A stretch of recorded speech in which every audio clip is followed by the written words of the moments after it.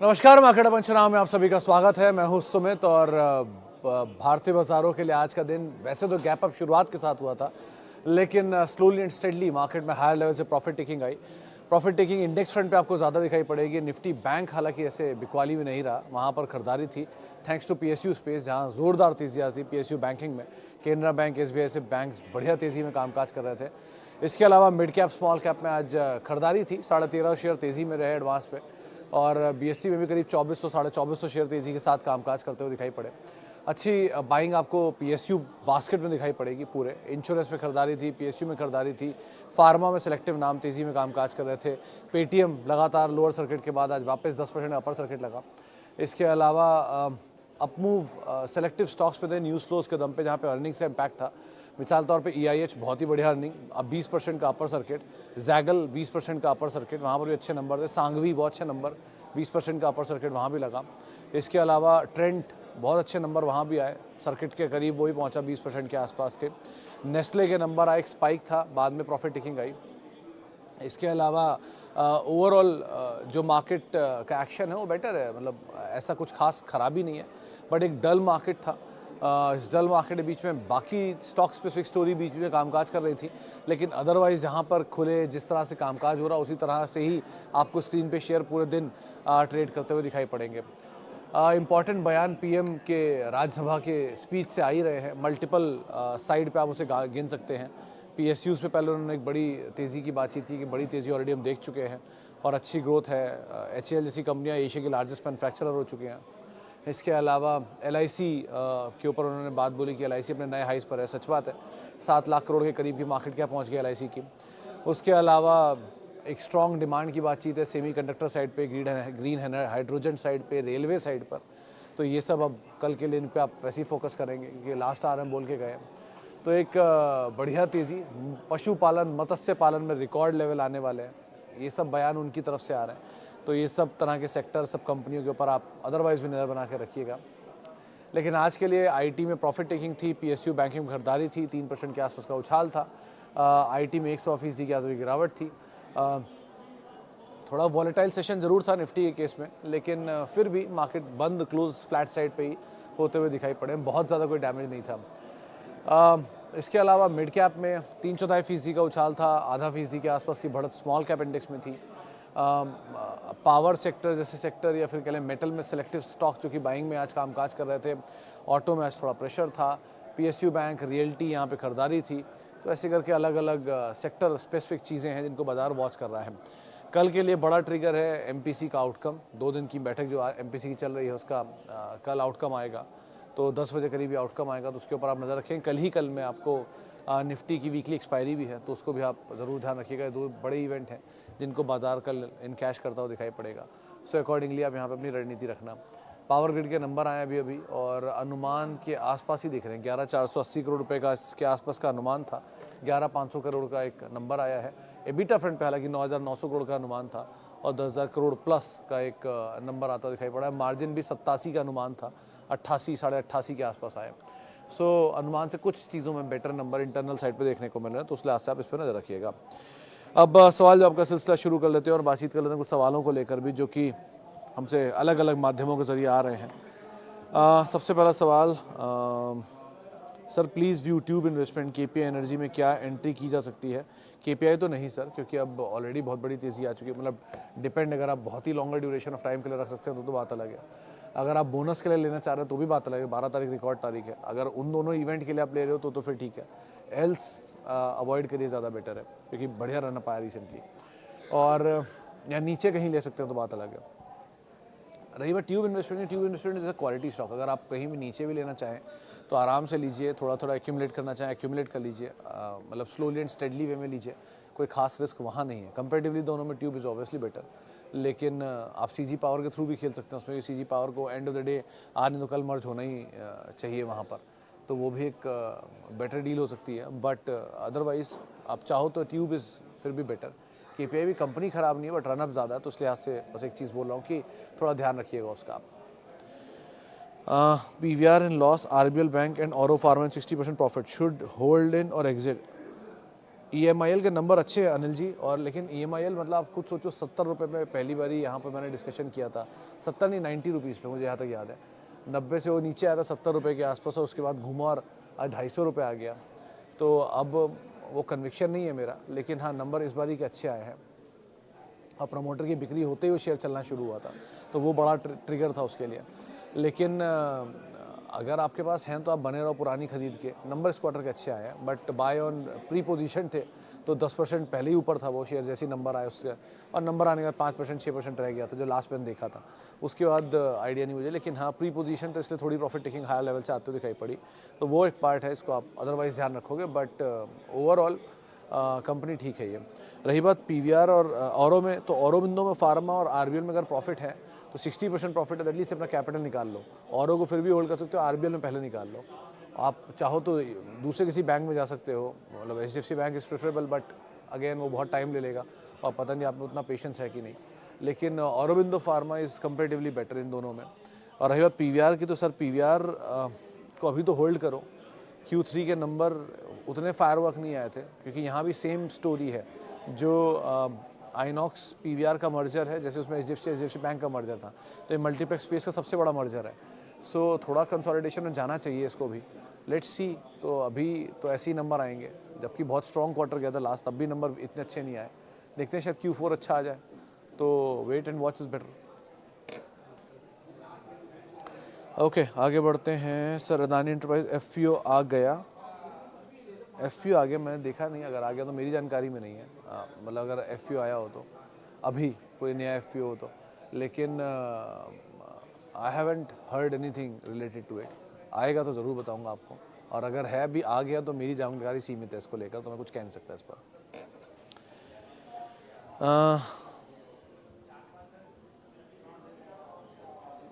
Okay, आगे सवाल किधर गए। क्या जिस जगह बाज़ार खड़ा है ये अपनी अधिकतम ऊंचाई पर है या यहाँ से नीचे आएगा, इसको बेस बना के और ऊपर छलांग लगाने की तैयारी में? सिंह साहब, ये मतलब कैसे समझाऊं मैं आपको कि बेस बनाएगा या इससे ऊपर जाएगा। इतना समझ सकता हूँ कि आप अगर मोमेंटम ट्रेडर हो तो आप अपना स्टॉप लॉस साथ लेकर फिर आप लॉन्ग जाओ, 1। अगर आप इंट्राडे ट्रेडर हो तो फिर तो आपको बाजार बंद हो गया, मतलब ही ख़त्म हो गया। और अगर आप लॉन्ग टर्म इन्वेस्टर हो तो ऐसे 7,000, 8,000, 12,000, 14,000 ये भी कभी ना कभी ऑल टाइम हाई बने थे मार्केट में। सो इंडिसेस के लेवल्स अपनी जगह चलते हैं। आपको अगर कोई अच्छा शेयर अच्छे दाम पर मिल रहा है उसको आप पिक कर सकते हो, क्योंकि ऐसा ज़रूरी नहीं है कि जब इंडिसेस अपना ऑल टाइम हाई बनाए तो सारे शेयर उसके साथ अपना ऑल टाइम हाई बनाए। तो कुछ शेयर हाई वेटेज वाले बनाते हैं, कुछ शेयर नहीं बनाते हैं। सो जैसे आज की डेट में भी HDFC बैंक अपने साल के लो के आसपास है, इंडेक्स अपने ऑल टाइम हाई पर है, जबकि निफ्टी बैंक की सबसे ज़्यादा वेटेज होती है, मतलब 33-30% के आसपास की वेटेज है। सो इस तरह की बड़ी वेटेज, और उसमें भी सबसे बड़ी वेटेज किसी अगर एक बैंक की है तो HDFC बैंक की है पूरे इंडेक्स में, उसके बावजूद भी ये साल के हाई पर नहीं है। सो ऐसा ज़रूरी नहीं होता कि बाज़ार ऑल टाइम हाई बनाए तो शेयर भी ऑल टाइम हाई बनाए। आपको कोई अच्छी अपॉर्चुनिटी मिल रही है, दिख रही है नीचे के लेवल पर, आप उसको ऑप्ट कर सकते हो। और इंडिसेस में मोमेंटम तो रहेगा ही, कभी ऊपर कभी नीचे चलते रहेगा। सो आप अपनी रणनीति इंट्राडे ट्रेडर के हिसाब से, BTST प्लेयर के हिसाब से, या लॉन्ग टर्म इन्वेस्टर के हिसाब से आप आधार बना के ले सकते हो। My question is I don't have trend in my portfolio, should I add trend in my portfolio at level और wait for dip, planning to hold it for longer duration as it is high valuation at this level as it is high valuation is. हाँ, ये दास साहब बिल्कुल सही बोल रहे हो आप, वैल्यूएशन बहुत महंगा है, इनफैक्ट सुपर एक्सपेंसिव साइड पर है वैल्यूएशन इसका। सो अभी के लिए तो आप अवॉइड ही करो, क्योंकि आज बड़ी तेज़ी आई है because of obviously low float भी है एक बड़ा रीज़न, और बहुत अच्छे नंबर भी है, ये दोनों वजह से ये शेयर चला है। सो थोड़ा प्रॉफिट मतलब अगर नीचे कहीं मिल जाए कल परसों में कहीं प्रॉफिट टेकिंग में, तो एक बार को आप ऑप्ट कर सकते हो। और सेफ जाना चाहते हो तो SIP में जा सकते हो, धीरे धीरे धीरे धीरे आता रहेगा। इस स्टोरी को आप दूसरी तरह प्ले करना चाहते हो, टाटा इन्वेस्टमेंट एक बड़ी स्टोरी हो सकती है, क्योंकि Tata investment and Tata chemical दो ऐसी कंपनियां हैं जिनकी अलग अलग टाटा ग्रुप के अंदर बहुत सारी होल्डिंग्स हैं। सो वहाँ इन्वेस्टमेंट वैल्यू भी एक बार को बन सकती है। सो आप अदरवाइज भी देख सकते हो। अब वो ट्रेंड में है कि नहीं मुझे एक बार क्रॉस चेक करना पड़ेगा, लेकिन टाटा इन्वेस्टमेंट बाकी टाटा कंपनियों के अंदर होल्डिंग ज़रूर रखता है। सो टाटा ट्रेंड के केस में अगर कहीं कल तो नहीं टूटेगा, जिस तरह कि आज नंबर आए हैं, आज शाम को कोई कॉल भी होगी कल ब्रोकरेज हाउस के अपग्रेड भी आएंगे, तो कल अगर फर्स्ट हाफ में तो तेज़ी रहेगा, सेकेंड हाफ में कहीं अगर नीचे मिल जाए तो ज़्यादा बेटर है।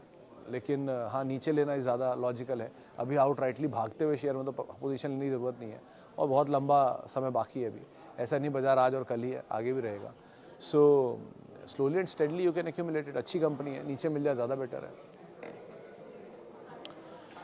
ओके, आगे बढ़ते हैं। Snowman is equal to CG Power. अगुन सर, मैं समझा नहीं आपका सवाल। आप पूछ रहे हो कि ये दोनों एक जैसे हैं, तो नहीं। CG power turn around story थी कम्प्लीटली, और वो टर्न अराउंड स्टोरी तब बन गई थी जब उसमें मुरुगप्पा ग्रुप ने पहली बार स्टेक लिया था प्रेफरेंशियल अलॉटमेंट में। इसका पहला ट्रिगर तब बना जब भारती के सुनील भारती मित्तल ने 8% स्टेक लिया था। वो अब इस कंपनी में स्टेक रखते हैं नहीं, पता नहीं कि नाम कहीं नहीं आता उनका, लेकिन एक टाइम पे उन्होंने स्टेक ले लिया था इस कंपनी में 8%। वो दिन बना था पहला ट्रिगर बाय का, तब वो 14 रुपये या 13 रुपये के दाम पर था, और वहाँ से उसमें वो तेज़ी पकड़ी, और आज सीजी पावर है। लेकिन स्नोमैन लॉजिस्टिक्स में प्रमोटर की बाइंग है, ये एक क्लियर एविडेंट है, और 55 से लेके 65 के बीच में ये बाइंग की गई है। इसमें 63 भी है, 58 भी है, ऐसे अलग अलग लेवल है जहाँ पे प्रमोटर ने बाय किया है। इसीलिए ये किसी भी फॉल में उन जोन्स के आसपास आता है तो वापस में एक अपमूव आता है, क्योंकि वही एक्चुअल में प्रमोटर बाइंग जोन है। तो प्रमोटर खुद अवेट करेंगे अगर वो लेवल कहीं मिल जाता है तो। जब पहले ले सकते हैं तो बाद में भी ले सकते हैं, उनको कौन से पैसे की कमी थोड़ी ना है। लेकिन इसीलिए वो शेयर टूट भी नहीं रहा और एक स्ट्रांगली परफॉर्म भी कर रहा है। सो बेटर इज़ कि दोनों के केस टू केस अलग तरीके से आप मान के चलिए, कोई एक similar apple to apple comparison नहीं है।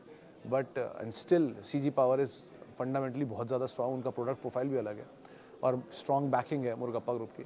लेकिन ठीक है, स्नोमैन में सोफा नियर टर्म ट्रिगर है, तो आपका एक स्टॉप लॉस रहेगा 55 रुपये के अराउंड या 53 रुपये के अराउंड, अगर आप बहुत सेफ जाना चाह रहे हो तो। लेकिन क्योंकि वही प्रमोटर की पहली बाइंग जोन है, और उसके अलावा आप बने रहो। जैसे जैसे मोमेंटम आज तो अच्छा चला था, 76 रुपये तक भी या 75 रुपये तक भी गया था बीच में। सो आप बने रहो एज ऑफ नाउ तो।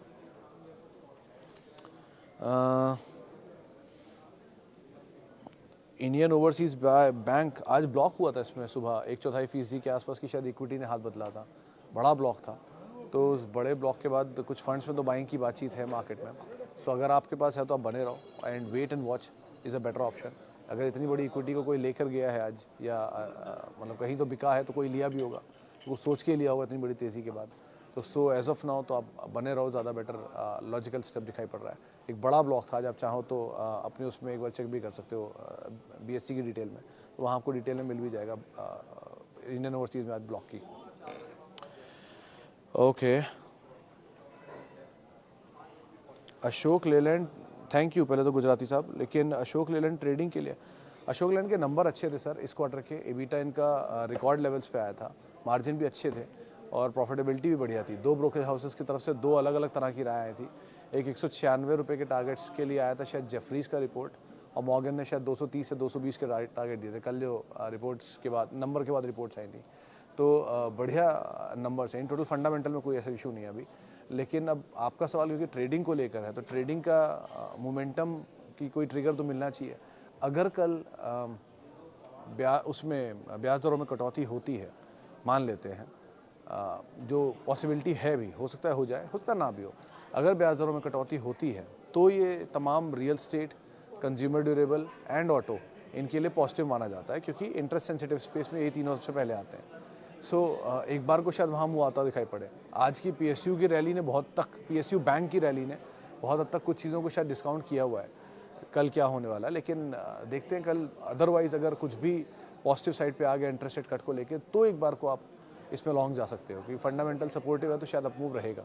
अब ट्रेडिंग है तो स्टॉप लॉस ज़रा फॉलो कर लेना, बट अदरवाइज़ नंबर अच्छे हैं, और नंबर के लिहाज से अगर आप होल्ड करना चाह रहे हो, आपके पास हैं, तो आप ज़रूर बने रह सकते हो, कोई हार्म नहीं है। Max health care over valued हुआ है क्या सर? लो पी वाला स्टॉक में मूव करें सेम सेगमेंट के? राहुल सर, मेरे ख्याल से लो पी में कोई भी स्टॉक नहीं मिलेगा आपको। अपोलो नहीं है, मैक्स नहीं है, फोर्टिस नहीं है, किम्स हो सकता है एक बार को हो, बाकी मेदांता नहीं है। ऐसा कोई स्टॉक मेरे ख्याल से है नहीं जो हॉस्पिटल स्पेस में सस्ते वैल्यूएशन पर हो। एक कृष्णा डायग्नोस्टिक था शायद थोड़ा बहुत, वो भी महंगा है या नहीं वो भी देखना पड़ेगा। लेकिन ये छोटी मोटी जो कंपनियाँ, छोटे मोटे हॉस्पिटल, शैलबी वगैरह, ये एक बार को हो सकता है हो, लेकिन बड़े हॉस्पिटल में कोई नहीं है, क्योंकि ऑब्वियसली एक स्ट्रॉन्ग डिमांड है।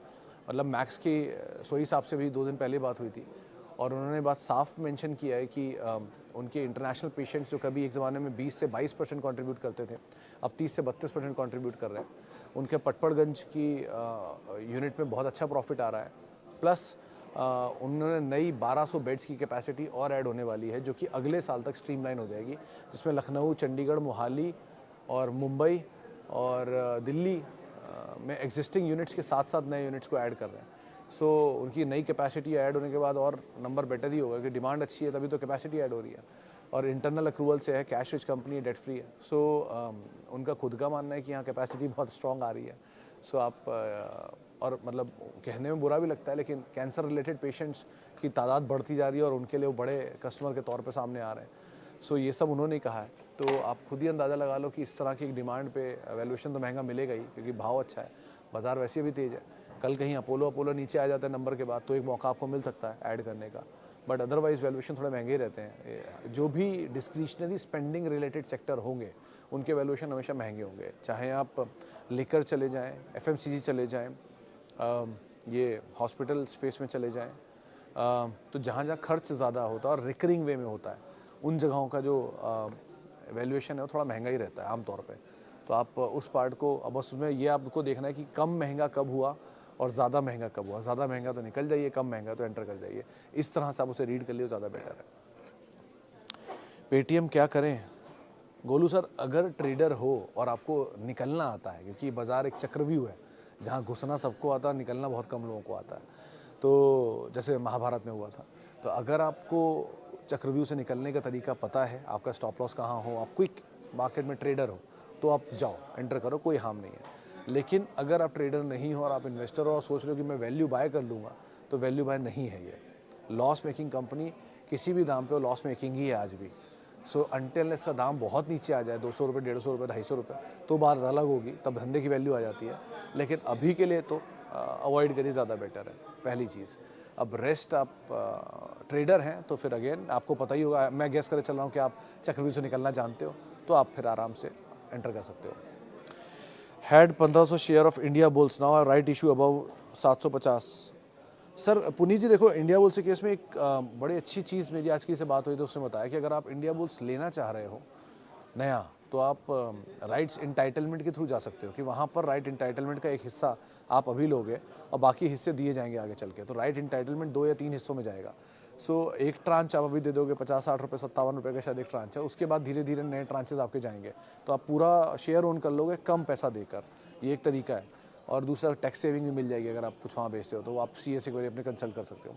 लेकिन अदरवाइज़ ये एक ऑप्शन हो सकता है, अगर आप कोई भी नया पोजीशन इंडिया बुल्स में बना रहे हो, तो 150 रुपये का राइट्स है और शेयर उससे ऊपर ही कामकाज कर रहा है। सो यहाँ पर एक बार को आपको एज मिल सकता है, तो आप चाहो तो राइट इंटाइटलमेंट के थ्रू यहाँ पर एंटर कर सकते हो। View on HDFC bank. Rajan sir, देखो, मैं जब खुद यंग था, कॉलेज में था, तो कुछ लोगों को मैं फॉलो करता था उस टाइम पे, जिनको बैंक की बेस्ट नॉलेज है मेरे हिसाब से। तो मतलब among few people in our industry जिनको मैं बहुत रिस्पेक्ट देता हूँ, जिनको बैंक की बहुत सुपर्ब नॉलेज है, मैंने उनसे एक ही चीज़ पूछी कि क्या HDFC बैंक 10 साल के लिए ले सकते हैं? उन्होंने कहा हाँ। उन्होंने कुछ नहीं बोला इसके आगे ना पीछे, कुछ, सिर्फ हाँ। उसकी वजह, उनका कहना है कि देखो, आज हम बात कर रहे हैं 3% मार्जिन श्रिंक हो गया, 3.25% हो गया, बैंक को पता है ये बात अच्छे से।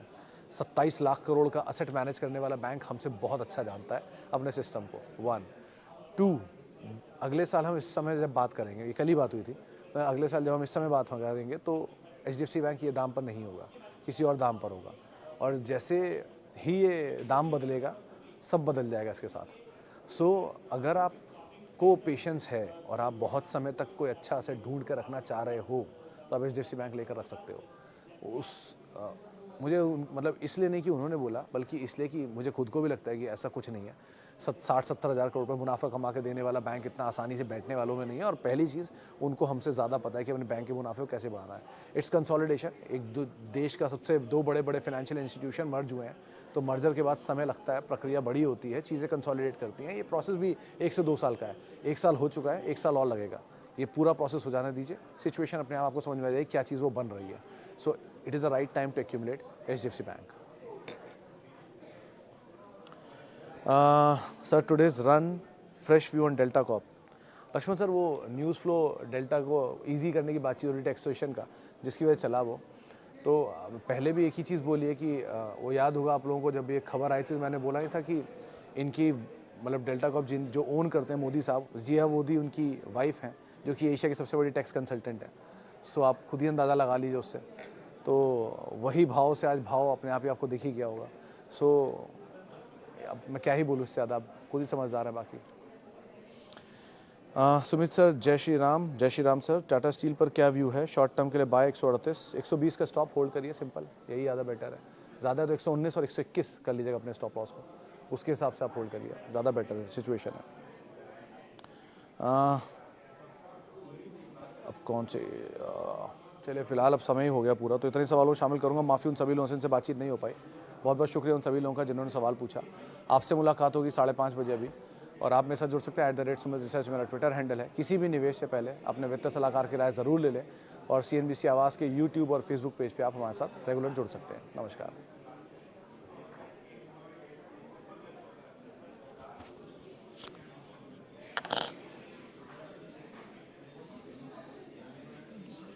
Thank you.